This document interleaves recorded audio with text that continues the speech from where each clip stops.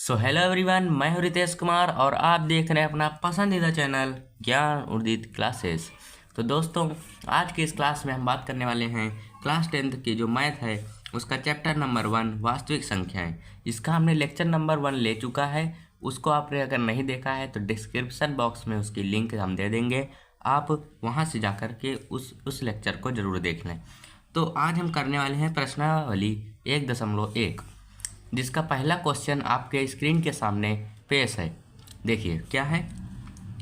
निम्नलिखित संख्याओं को अभाज्य गुणनखंडों के गुणनफल के रूप में व्यक्त करना है।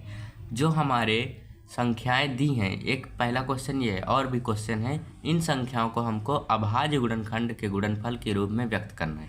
अब देखिए, अभाज्य गुणनखंड के रूप में हमको व्यक्त करने के लिए इनके पहले हम अभाज्य गुणनखंड निकाल लेंगे। तो पहले हम 2 से काटते हैं, तो 2 से काटने पर ये आ जाएगा, ठीक है। फिर 2 से काटेंगे 35 आ जाएगा। फिर हम काटेंगे 5 से, फिर ये चला 7 बार में जाएगा, ठीक, समझ आ रहा है। अब हम 7 से काट देंगे और ये ख़त्म हो जाएगा।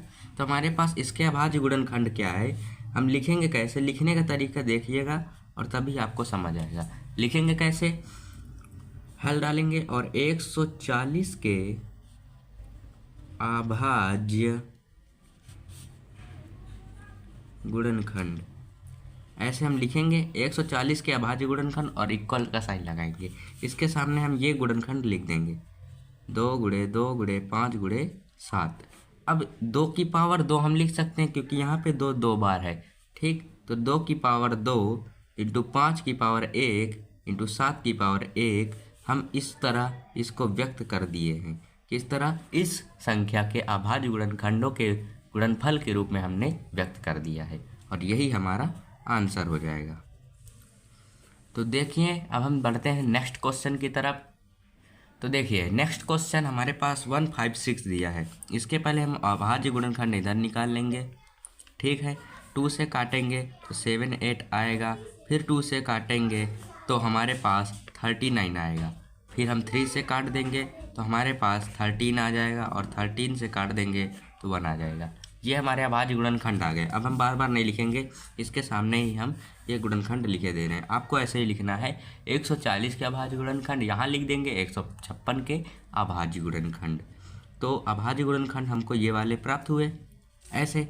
अब इनके गुणनफल के रूप में हमको लिखना है, तो 2 की पावर 2, 3 की पावर 1 इंटू 13 की पावर 1। यहाँ पे अगर हम 1 ना भी लिखें तो कोई दिक्कत नहीं होगी। तो यही हमारा आंसर हो जाएगा। अब हम बढ़ते हैं नेक्स्ट क्वेश्चन की तरफ। तो ये देखिए, हमारे पास तीसरा क्वेश्चन है 3825। अब हम इसके अभाज्य गुणनखंड साइड में कर लेंगे। ये जो हम कर रहे हैं इसको आपको दिखाना नहीं है, ये हमारा रफली कार्य है, ठीक है। तो हम इसको ऐसे लिख दिए और इसके हम अभाज्य गुणनखंड करते हैं। तो ये पहले 3 से कट जाएगा, तो 1 2 7 5 आ जाएगा। कैसे आएगा, 3 1 जा 3, कटा 3 2 जा 6, यहाँ बचा कितना 2, 3 7 जा 3 7 21, 21 बचा, तो यहाँ पे बचा 1 और 3 5 15 कट जाएगा। फिर 3 से काटेंगे, 3 चौको 12, 3 दूना 6 और 3 5 15। फिर हम 5 से काट देंगे तो 3 5 8 40, अपन 50 25। फिर हम 5 से काट देंगे तो 5 1 5 और 5 7 35। फिर हमारे पास 17 आ जाएगा।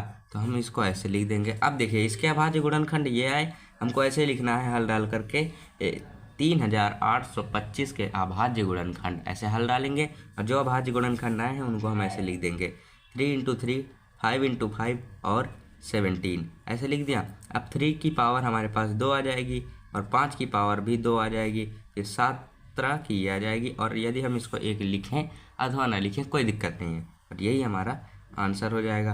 अब हम बढ़ते हैं चौथे क्वेश्चन की तरफ। तो देखिए, चौथा क्वेश्चन हमारे पास है 5005। अब हम पहले इसके अभाज्य गुणनखंड निकालेंगे। मेन काम हमारा होता है इसके अभाज्य गुणनखंड निकालना।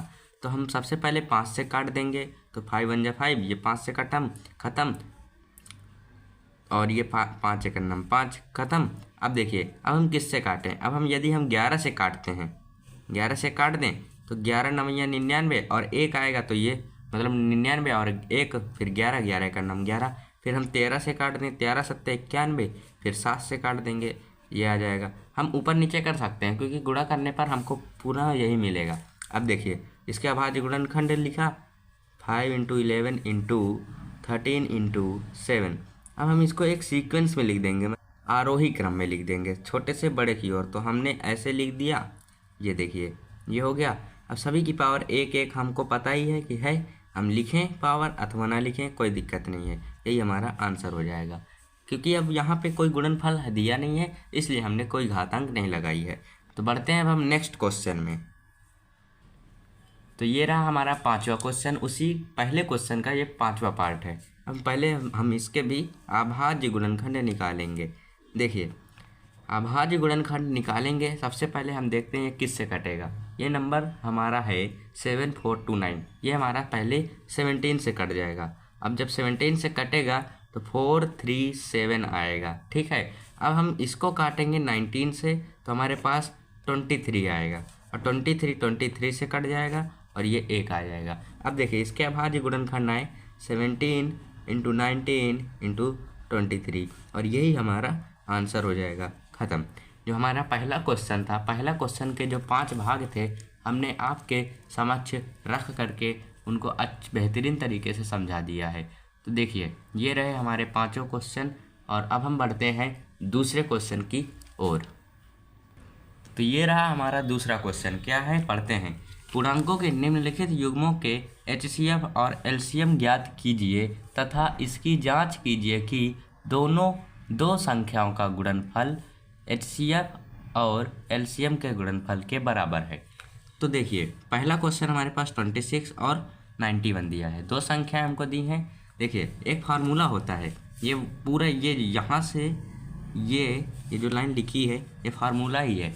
कैसे, दो संख्याएं मान लीजिए A और B हैं, तो इनका LCM A, B का LCM इंटू, अब देखिए A, B का HCF, ये हमारा फार्मूला होता है। और ये इस फार्मूले के बेस पर क्वेश्चन जरूर आएगा। मोस्ट इम्पॉर्टेंट ये फार्मूला है, बोर्ड की दृष्टि से बहुत ही इम्पोर्टेंट फार्मूला है। इससे बेस एक क्वेश्चन जरूर आने वाला है। यहाँ पे हमारे A का मान A की जगह पे 26 दिया है, B की जगह पे 91 दिया है। तो सबसे पहले हम इनके अभाज्य गुणनखंड निकालेंगे, उसकी सहायता से हम LCM और HCF निकाल लेंगे। तो देखिए 26 के जब हम अभाज्य गुणनखंड निकालेंगे, लिखेंगे ऐसे ही 26 के अभाज्य गुणनखंड, ऐसे लिखेंगे। लिखने का तरीका ध्यान दीजिएगा, और ऐसे ही बोर्ड की कॉपी में आपको लिखना है, ठीक है। तो कोई भी गलती आप मत कीजिएगा, ऐसे ही जिस तरह हम आपको बता रहे हैं सेम टू सेम ऐसे ही आप लिखिएगा, और ज़्यादा कॉपी में सजावट मत कीजिएगा। देखिए 26 के अभाज्य गुणनखंड ये हुए और 96 के अभाज्य गुणनखंड ऐसे लिख लेने हैं। अब हमको इनके अभाज्य गुणनखंड साइड में कर लेने हैं, या तो आपको पता हो तो सीधे आप लिख सकते हैं। देखिए हम कर लेते हैं यहाँ पे 26 और 91, ठीक है। 26 के 13, ठीक, और ये 13 आ जाएगा, ठीक है, कोई दिक्कत नहीं। और यहाँ पे 7 और यहाँ पे 13, ये भी आ जाएगा 13। तो देखिए 26 का आया 2 इंटू 13 और इसका आया 7 इंटू 13। अब हम देखिए यहाँ से निकालेंगे LCM कौन कौन से नंबर का है, 26 और 91 बराबर। LCM निकालने के लिए जो कॉमन मिलता है उनको लिख लेते हैं एक बार, और जो नहीं मिलते हैं उनको भी लिख लेते हैं। ऐसे एक बार लिखेंगे, जो कॉमन मिलेगा उसको एक बार, बाकी ऐसे लिख लेंगे। अब हम इनका मल्टीप्लाई करा देंगे, जो आंसर आएगा वो हमारा LCM हो जाएगा। तो इसका जब मल्टीप्लाई कराएंगे तो 182 प्राप्त होगा, ठीक है। अब देखिए हम HCF कैसे निकालेंगे, हमने LCM तो निकाल लिया। अब HCF निकालने के लिए ऐसे ही लिखेंगे HCF, नंबर कौन से ऐसे डालेंगे, ये नंबर डाला। अब HCF में जो कॉमन मिलता है वो हम लिख लेते हैं, वो भी केवल एक बार लिखेंगे, ठीक, एक बार।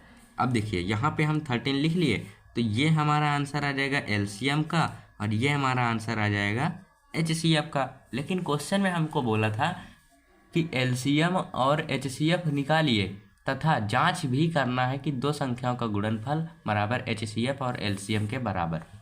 तो देखिए हमको क्या करना है कि अब हमको जांच करनी है कि ये नंबर का गुणनफल और ये जो हमारे पास LCM और HCF है इनका गुणनफल बराबर है। तो हम लिख लेंगे, क्या लिखेंगे, 26 इंटू 91 बराबर ये लिख लेंगे, ठीक है, ऐसे लिखा। अब यहाँ से हम काटेंगे, ये कट जाएगा 2 बार में। अब इसको हम काटेंगे यहाँ से तो कितने बार में ख़त्म होगा, ये लीजिए ख़त्म। और 91 से 91, तो यहाँ पे भी 1 आया और यहाँ पे भी 1 आया, तो 1 बराबर 1, मतलब ये दोनों बराबर हैं। हमने सत्यता की जांच भी कर ली। अब देखते हैं हम नेक्स्ट क्वेश्चन। तो देखिए ये रहा हमारे पास क्वेश्चन 510 और 92। तो सबसे पहले हमने इसके अभाज्य गुणनखंड निकाल लिए। ये यहाँ पे लिखा है 510 के अभाज्य गुणनखंड ये हैं और 92 के अभाज्य गुणनखंड ये हैं। अभी हमने बताया एलसीएम निकालने के लिए जो हमको कॉमन मिलता है वो लिखते हैं 1 टाइम, जो हमको कॉमन मिलता है उसको हम लिखते हैं 1 टाइम, और बाकी को हम ऐसे लिख देते हैं। देखिए हमको एलसीएम चाहिए 510 का और 92 का, ठीक है, मतलब 92 का। तो इसके लिए हमको पहले देखना पड़ेगा कि कौन कौन से कॉमन मिल रहा है। पहले हमारा देखा गया है तो 2 कॉमन मिल रहा है और बाकी कोई नंबर कॉमन नहीं मिल रहा है। तो सबसे पहले हम नीचे वाले ये दोनों नंबर लिख लेंगे, नहीं एक साइड से लिखेंगे। फिर ये 2 वाला हो गया, अब ये वाला 3 लिख लेंगे, ठीक है, ये 3 आ गया। फिर ये वाला 5 लिख लेंगे, 5 आ गया। फिर ये वाला 17 लिख लेंगे, मतलब 17 लिख लेंगे, ये आ गया। और ये वाला हम 23 लिख लेंगे।